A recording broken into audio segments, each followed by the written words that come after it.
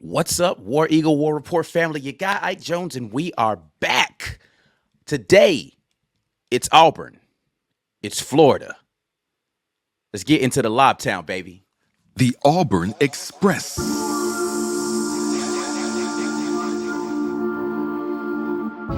You are now listening to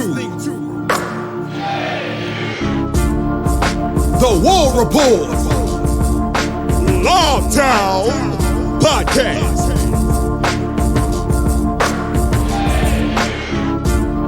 With your boy Ike Jones.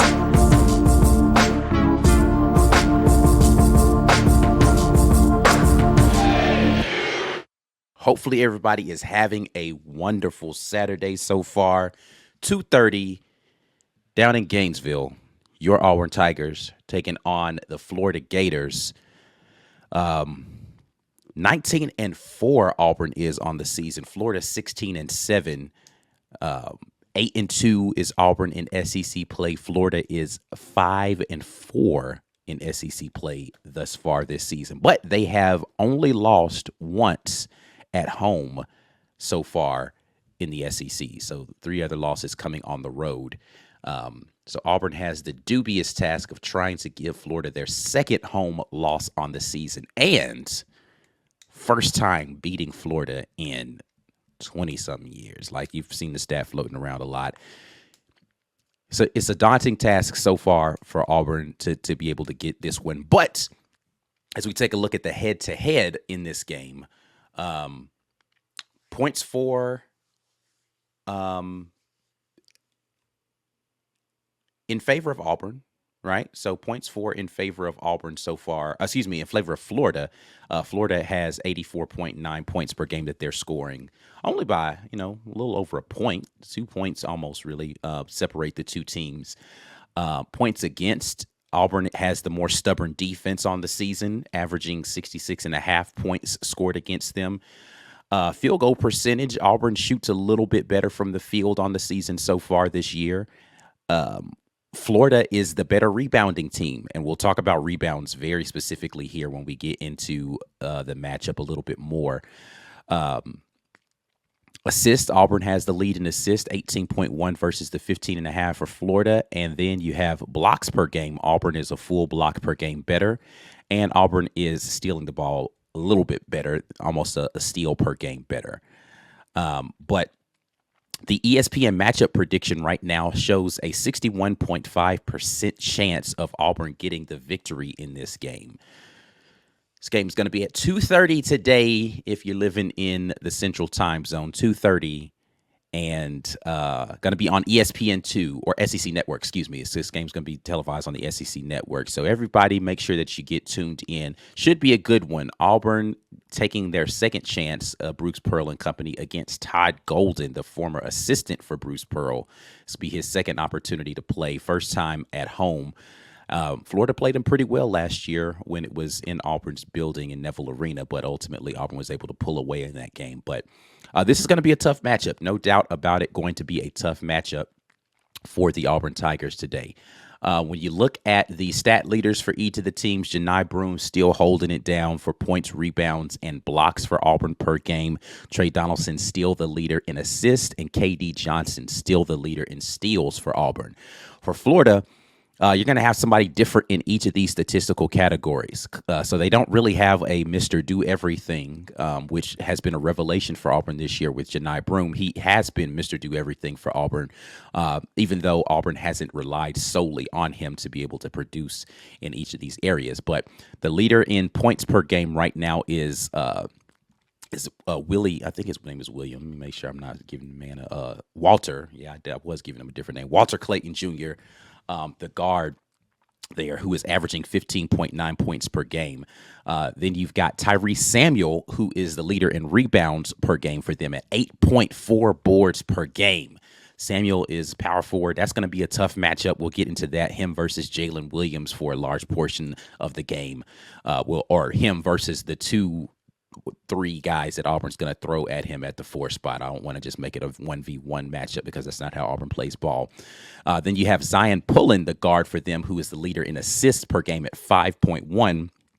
Riley Kugel is the leader in steals for them at 1.3. And then Alex Condon is the blocks leader for Florida at 1.4 blocks per game. So, again, they come at you in a litany of different ways. As always, well, for the remainder of this basketball season at least, the betting lines for this game are brought to you by BetUS, where the game begins. Make sure that you guys check in on the link that is going to be in the description of this video to be able to get that 125 plus deposit match for yourselves up to like the $2,000. I think it's going to be with BetUS. But right now the spread shows 1.5 in favor of Auburn. Auburn favored on the points as well right now in the Vegas line. The money line at 125. Team over under. The anticipation from Vegas is it's going to be around an 80 to 78, 79 point game today. With 158.5 as the over under for the game. So Auburn favored in this game right now. And Vegas is feeling good about it. ESPN's matchup predictors feeling good about it. A lot of the analytic models I've seen are feeling good about it. Want to know how you guys are feeling about it. We're definitely going to get into your score predictions about this game. A little bit more just kind of on the matchup, though. On the season, you know, we talked about how many points per game Florida scores. 74 and almost 85 points per game is what Florida is scoring on the season.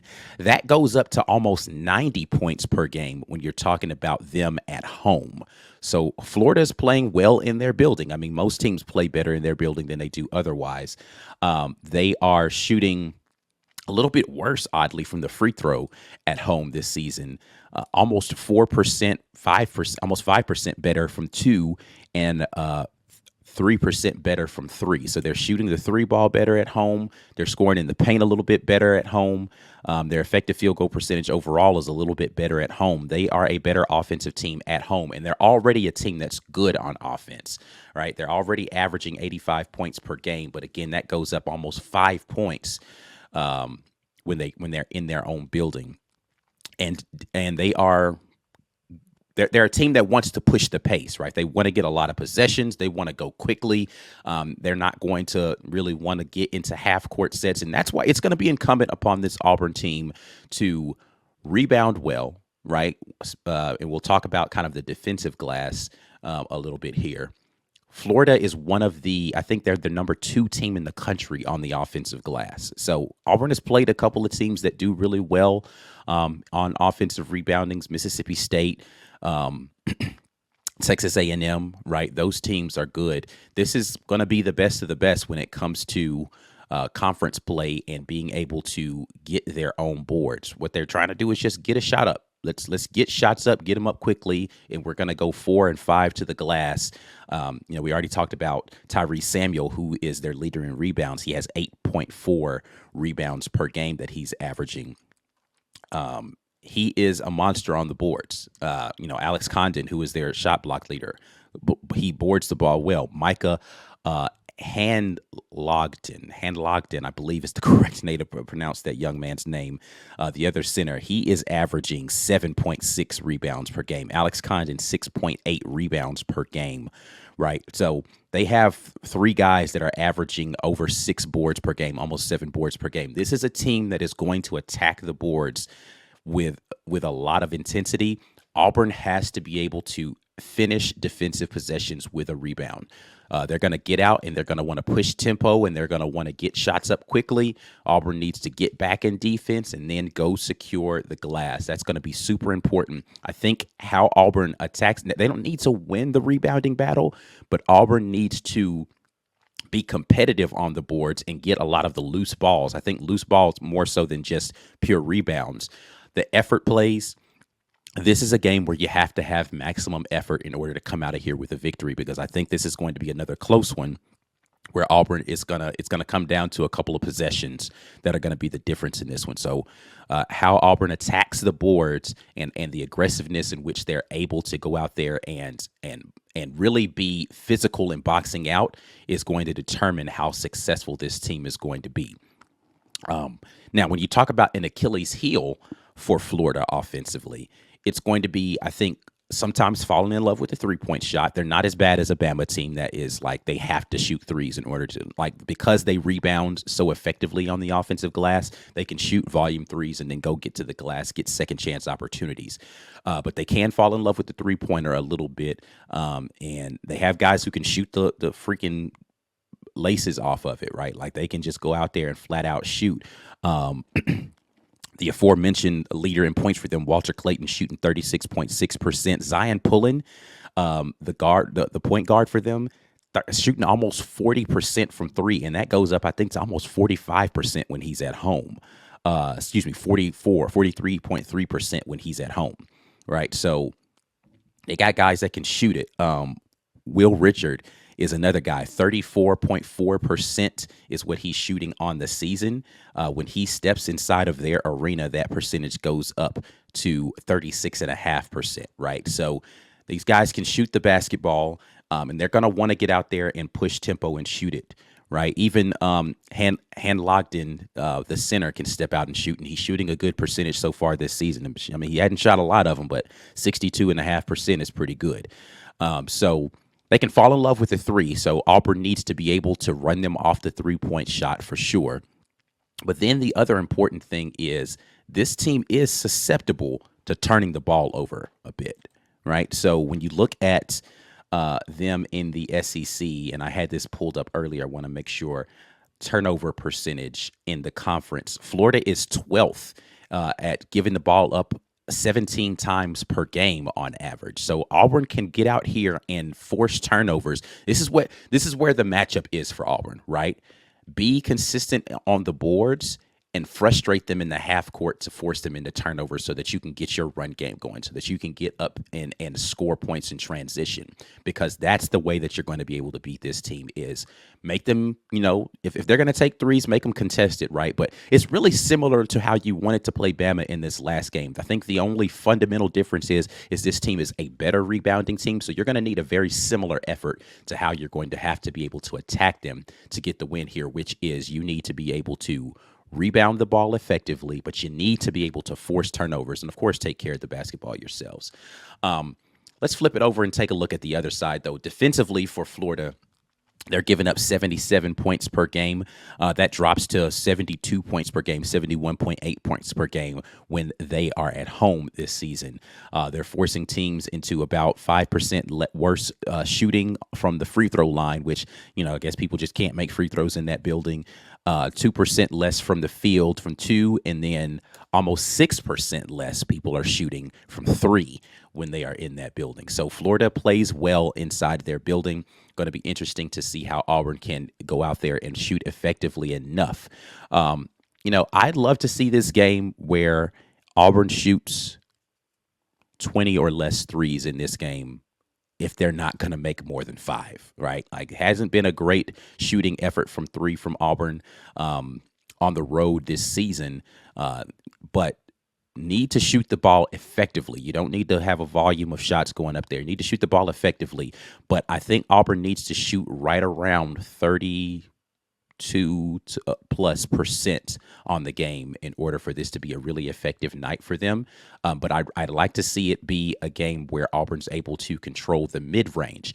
Florida's actually pretty good at protecting the paint. They've got some, they've got length that they can go and throw at you out here. So Auburn needs to be better about how they're able. If Janai Broome can get out there and get, their centers on skates and foul trouble. They did struggle a little bit. I watched a little bit of the game with Mississippi State, their most recent home game. They struggled a little bit with Tolu Smith from Mississippi State about keeping him off of the glass. He's definitely an effective rebounder himself, but keeping him off the glass and struggling with him in the half court, keeping him from getting the rim shots, right? Shots close to the rim. Again, they're an effective team down low because of their length with rebounding, but they are susceptible to big men who can really get down there and maneuver. Janai Broome should be able to get busy, even though he's going to be at a disadvantage from a height perspective going against the Florida center. So looking forward to seeing how Janai Broome combats the height disadvantage because it's not going to be the first time he's played against a taller guy. But these guys, I think, a little more finesse on the defensive end than Janai Broome can be when he's in attack mode. So looking forward to seeing how Auburn tries to deploy what they want to do in that mid-range to be able to make that Florida defense have to defend the full length of what they're doing on the floor. But listen, I can sit here and rattle off stats and all this kind of stuff all I want to. I really want to hear from you all and see what y'all have to say. Green Name Gang, hopefully everybody's having a good day. Jared Reynolds, I'll get it kicked off with you. He says, War Damn Eagle, let's go. Big road game. Absolutely is, Jared. This is going to be one of those games that Auburn needs to be able to get. Right, I've been saying this for a while. You need to get a tough road one. Ole Miss was tough, but it wasn't close. So let me adjust. Let me say they need to get a close road win. You need one where that you had to struggle a little bit. You had to sweat it out, but you were able to put it away close. It needs to be a one-possession game with under 2 minutes left, and Auburn finds a way to close this out. And 8 to 10 points, something like that, I'd be fine with that being the final score. But it was a 4 or 5 point game, with a minute 30 left, right? Like, just close this one out and on the road. This is a tough one that they need to be able to get. Chris Dixon says we need to get this W and end the drought for sure. I'm with you on that one, Chris. That drought, this is ridiculous, man. This is way too long since Auburn's been able to win in that building. Time to go down to Gainesville and get the dub. Jared comes back and says Auburn D and 3-point closeout will be a factor in this game. Yeah, something I talked about. They shoot the three really well in their building. Auburn needs to be able to close out on that 3-point line and make sure that they're giving them tough threes, right? You're okay with them I'm okay with them making tough contested threes. And this is something I think people need to realize. And it happened early in the Ole Miss game, right? People were like, oh man, Auburn's playing terrible. If you go back and you watch that Ole Miss game, the Auburn defense actually was playing really well. Ole Miss was taking and making a lot of tough shots. And if guys are going to make shots over solid contests and good closeouts and all that sort of thing, and you're where you need to be, then you live with that because you feel as if in your mind they can't keep this up for the entirety of this game. So if they're going to come out and they're going to shoot well early, what you need to do is just be solid and go down there and get good possessions. You don't need to try to, hey, they made a three, let's go down here and make a three. Go down there, get good possessions, weather the storm, and just keep playing solid defense. Because if you're closing out well and you're doing what you need to do defensively, eventually those shots are going to stop falling. If they never stop falling, then it wasn't your night. If you're playing good, solid defense and they're just making tough shots, then that's just not your night. You got to, brush it off and keep it moving. They need to do very similarly to what they did at Ole Miss, which is weather the initial storm, emotions at home, crowds fired up. They got a top 25 team coming in town. They haven't won in their building for a while, anxiety, all that kind of stuff. Go out there, play solid, and weather the storm. You'll come out on top. Let's see here. David Bush says, big one today, need to play focus ball inside out. We got to have some perimeter guys step up on both ends of the floor. UF is tough. Agreed. This is a tough squad, man. Don't let the record fool you. 5-4 in SEC play. That is not the sale of the tape. This team is not an easy out, right? When you look at the games that they've won this season, and let's just take a look at their games so far at home. The team that beat them was Kentucky. It was the first SEC game. It was an 87-85 game, though. Kentucky didn't go in there and blow the doors off of them. Nobody else has beat them in their building. Arkansas has been up and down this season, but they beat Arkansas 90-68. 9-point win over Mississippi State. That game was one where Florida pulled away late in that game, and Mississippi State mounted a comeback to make that look a little bit more respectable. They lost to Georgia in overtime at home, 102-98. So, again, Georgia is not a pushover team. They took them to the brink on the road, and that was the last game in that building was the Georgia game. And really, Georgia had that game and blew it late. So, not invincible in their building, right? They had that Georgia game again. That was a game Georgia probably should have won, but they're not easy to beat in that building either. So got to go out there and be focused and take quality shots early in the game. and let that just kind of help you to weather the storm of whatever they're going to come out there and do. Jacob Smith jumps in and says, got us 7-1 over the last 8 games. 7-1 over the last 8 games. That'll get you an SEC regular season title probably. So I'm with that right there.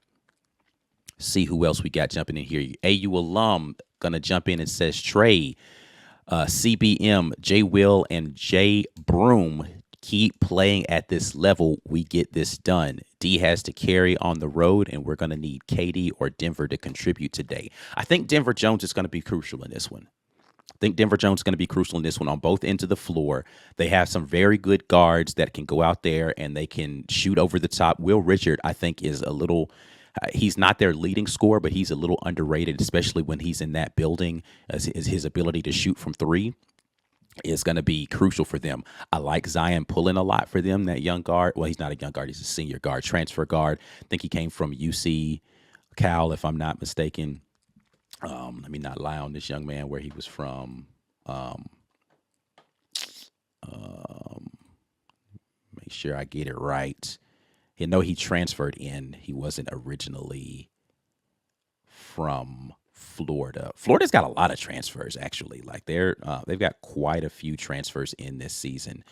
It's not showing it on here. Anyway, yeah, he was a transfer guard, and he's been playing really solid for them this season. So looking forward to seeing the matchup of the guard play in this one specifically. Like I said, Denver Jones is going to be important because he's a taller guard that can go out there and at least bother that shot a little bit, and he needs to be able to be. I think we need to see the aggressive Denver Jones that we've seen at spots this this season, where he's able to just confidently. I liked what I saw from Denver Jones second half on the road versus Bama, right, where he was going out there looking for his shot. He was getting downhill a little bit, right? In spots, Denver Jones has found ways to be aggressive. I think we need to see him be that in spots again in this game where he just shows up and he rattles off 7 or 8 straight points on a couple of possessions, right? I think this is a game where Denver needs to be in double digits in scoring and find some aggressiveness in his game. Let's see here. AU alum says, I'd be happy with another road performance like versus Indiana. Indiana was a neutral site game, but yeah, I'd be happy with that kind of. Listen, that kind of performance means you're shutting the building down. So, listen, I think Auburn has the ability to go out there and make this a game where they're going to make the fans proud. But listen. People got to be patient in these road games. It's going to look hairy at moments. And listen, basketball's a game of runs, man. So there's going to be runs happening, and they're gonna find some emotion and energy from that building. That building's going to be rocking today. When Auburn comes to town now, it's an event. So that building's going to be ruckus. It's a weekend. They ain't got nothing else to do, so they're going to be there. So looking forward to seeing how Auburn steps up to the challenge in another hostile environment. But again, I want to see you all's score predictions. Drop those down there in the comment section. Let me know how you think that this game is going to play out, whether it's, good or bad. I know some people have been super down on Auburn on the road and been pessimistic about the chances.